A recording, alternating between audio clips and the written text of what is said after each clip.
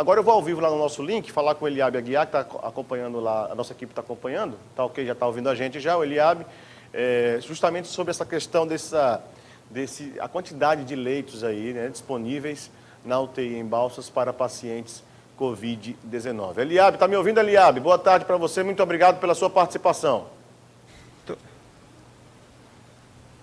Estou te ouvindo, Cadu. Ótima tarde para você, ótima tarde para os seus telespectadores, para a nossa comunidade balsense. Bom, a respeito, a gente viu aí no boletim epidemiológico desse fim de semana, teve algum dia que baixou a ocupação, depois voltou de novo a 100%.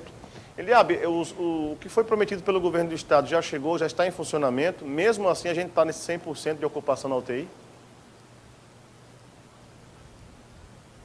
Cadu, aquela baixa foi exatamente na inclusão dos novos leitos, né? E passaram-se menos de 24 horas, 100% já foi lotado novamente. Sim, os 6 leitos que o secretário e o governo do estado prontamente se responsabilizaram em montar estão montados, funcionando. Porém, a nossa lotação é máxima. Nesse momento eu estava conversando com o Dr. Luiz Flávio, que é o diretor técnico da unidade também, médico cirurgião.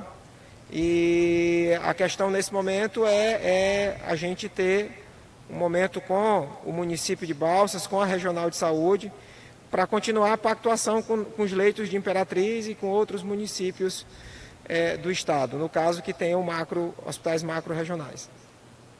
Olha, e a gente estava inclusive observando a quantidade também de pacientes que chegam, por exemplo, Mangabeiras é uma situação, inclusive está em lockdown Mangabeiras, né? São uma das Mangabeiras, passa por um lockdown nesse momento, e outros municípios que começam a enviar, né, pacientes aqui para o hospital macro-regional. Existe uma divisão disso, Eliabe? Por exemplo, por Balsas ser uma cidade maior, olha, dessa quantidade de leitos, X ficam para pacientes de Balsas ou não? Se de repente a gente tem 20 leitos de UTI e chegam 20 pacientes, 5 de um lugar, outro de outro, você ocupa todos os leitos de UTI e chega um paciente de Balsas, ele fica sem atendimento, como é que é feita essa divisão? Cadu, a regional ela compreende 13 municípios, certo? Esses 13 municípios, eles são coordenados e gerenciados pela Unidade Regional de Saúde, que tem o Jutarlan como gestor. O leito é SUS, então o leito não é Balsas. Obviamente, não está fugindo da regra da paridade do que nós temos na região, que são 13 leitos, 13 municípios, onde Balsas compreende 50% desses municípios. E exatamente essa taxa de ocupação que nós temos, dos leitos ocupados de UTI, metade estão sendo por pessoas do município de Balsas e a outra metade pelos outros 12 municípios. Mas a sua pergunta, não tem leito específico para Balsas, não tem leito específico para Mangabeiras, tem leito do SUS, que qualquer paciente dessa regional, ou, no caso depois de uma baixa, pode obviamente vir a ser acolhido por outro município. Como tem acontecido com pacientes nossos que vão para Caxias, para São Luís, que não fazem parte dessa regional, nem da macro-regional, que é a Imperatriz. Uma outra questão que a gente tem observado, infelizmente, as mortes aí desses pacientes, em grande parte deles idosos, né, estavam na UTI, mas a gente observou nesses dias também casos de pacientes jovens, né, sem comorbidades, que estavam também na UTI. Esses casos, na sua avaliação, é porque talvez teriam demorado para procurar o atendimento médico ou não? É porque de fato não suportaram essa doença terrível? Cadu, o fato de ser jovem não significa que não tenha comorbidade, né? Principalmente diabetes e hipertensão. Mas não é uma opinião minha, é uma opinião de um consenso, é uma conclusão de um consenso entre médicos, gestores, gestão pública municipal também, de que alguns pacientes, na sua grande maioria, estão demorando em procurar o serviço, né? Aquilo que nós falamos há uns dias atrás. Uma simples febre, uma simples diarreia, uma simples dor de cabeça, que parece nesse momento ser simples, pode ser um grande sintoma, um grande agravo para a Covid e é preciso procurar o serviço de saúde. E aí, novamente, a gente relembra, esse serviço de saúde começa na atenção básica, na UPA e, consequentemente, no hospital de campanha e, por fim, uma utilização de um leito de UTI, que é aqui no hospital regional. A questão dos profissionais, Eliabe, que para vocês ampliarem, haveria necessidade também de ter mais profissionais. Foi difícil conseguir pessoas especializadas para trabalharem assim na questão de UTI aqui. Como é que é isso? Cadu, foi proposto pela direção do hospital para o Instituto Aqua, que administra o hospital, e para a secretaria, que não houvessem novas contratações, porque isso demoraria tempo. Avaliação, juntamento de documentação. Alguns profissionais nesse momento não estão com seu Corém pago até que se regularize, e isso demora um tempo. Então foi proposto o pagamento de plantão extra para os próprios profissionais da unidade. Então são esses profissionais que estão fazendo a ocupação desses profissionais que estão dentro das UTIs. Tanto UTI 1 e 2, que a gente estipulou dessa forma para os leitos de Covid. A gente estava vendo aí que... coloca na tela, por gentileza, só o boletim que nós lemos agora há pouco. 92 casos confirmados, não quer dizer que foram 92 pessoas que chegaram nas últimas 24 horas, fizeram um teste e deram positivo. Não, foram confirmados 92 casos nas 24 horas, né? Ou seja, pessoas que estavam aguardando chegar o resultado, etc. Você acredita, pela sua experiência na área de saúde, você acha que nós estamos caminhando para sair desse pico? Estamos nesse platô ainda, que é onde mantém esses números, Eliabe? O que você acha, hein? Cadu, diverge muito essa linha de opinião por conta do não conhecimento pleno sobre a doença. Mas é importante lembrar que Balsas pode sim, obviamente, eu acredito que ao final do mês de agosto, começar a baixar essa curva, porém nós temos os outros municípios que começarão a subir a curva. Isso é normal, isso foi normal em todo o país. No próprio estado foi um exemplo claro, quando São Luís estava em pico, aqui estava muito tranquilo, e aí foi descendo para a região da Baixada Maranhense, descendo, obviamente, para o sul do Maranhão. Mas a gente acredita que ainda temos aí, eu, Eliabe especificamente, acredito aí que entre Balsas e os outros municípios, Balsas até o final do mês e os outros municípios até o final de setembro. Realmente, é uma doença que você, agora que vai começando a se conhecer aos poucos, os cientistas, enfim, como ela cresce, como que finaliza, como é esse platô, etc. Mas você acredita em segunda onda no estado do Maranhão, Eliabe? Você acha que não?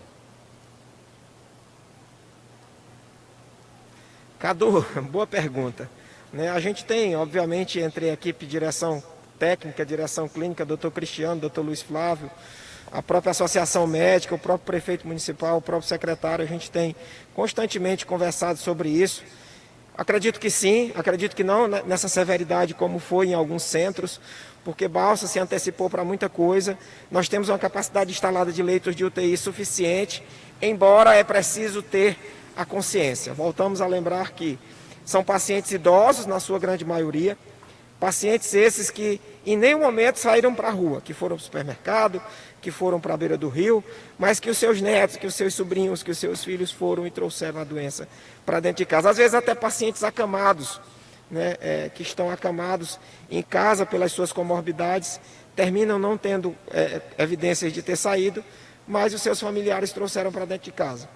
Então é pedir realmente um pouco de responsabilidade, de cuidado com esses idosos, porque o serviço público em si, Estado, município, estão fazendo a sua parte, não tenho dúvida disso. O tratamento, Eliabe, mesmo que nós estamos cansados de ouvir aí, desde o início de março, pessoas que defendem que esse medicamento não funciona, que não deve ser ministrado aos pacientes, aquele outro medicamento também não, e por outro lado também ninguém dá uma alternativa, só dizem que não funciona. Outras pessoas, grande parte dizem que não funciona, está aqui, em lugares onde estão tomando de forma preventiva, funciona. Como é que você vê toda essa questão aí, dessa questão do tratamento do medicamento? Cadu, eu vejo muito uma regionalização, eu vejo muito que a grande resposta que nós temos para tudo isso é o tempo que se procura. O paciente que está sintomático, realmente ele pode piorar porque ele está sem sintomas nos seus primeiros dias. Existem as etapas da doença, que é o momento que você se contamina. A segunda etapa, que é o processo inflamatório, que esse é o mais perigoso.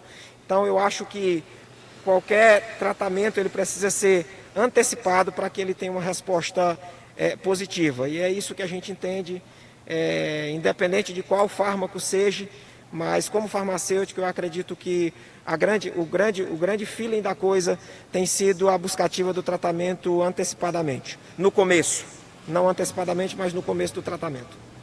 Isso faz toda a diferença, a gente acredita nisso também. Agora, realmente, acho que é uma unanimidade todo mundo que diz que é muito estranha essa doença, né? Porque, por exemplo, existem casos, N casos aí de pessoas que na família o pai não pegou, a mãe não pegou, o filho não pegou e a menorzinha lá pegou a Covid.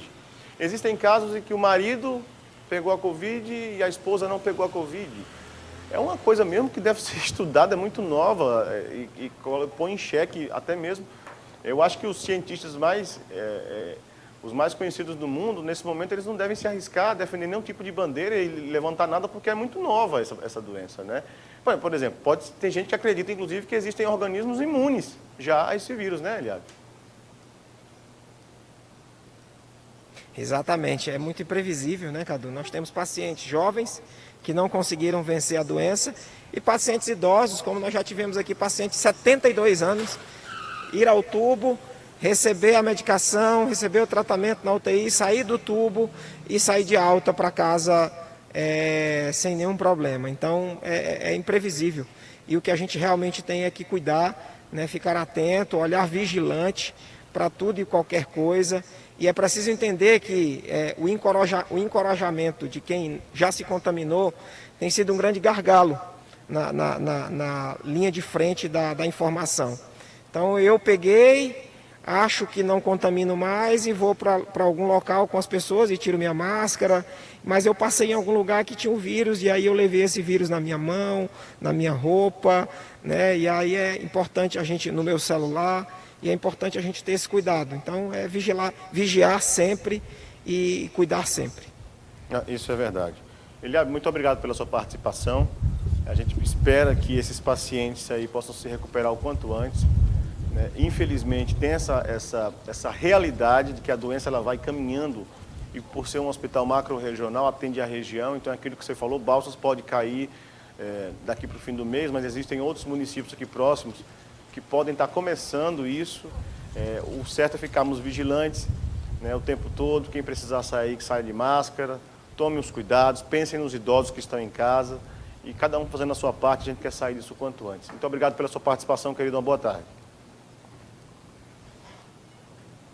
Boa tarde, Cadu. Nós que agradecemos, pedimos desculpa por não ter conseguido te atender na semana passada, não foram fáceis os dias que antecederam a montagem desses leitos. Trabalhamos a madrugada, algumas madrugadas para que esses leitos estivessem prontos, montados, mas que Deus nos abençoe e nos dê sabedoria e força para sairmos desse deserto. Não tem sido fácil, mas é Ele que está comandando tudo e a gente sabe que Ele trará o melhor para a gente. Se Deus quiser, isso é verdade. Muito obrigado, Eliabe.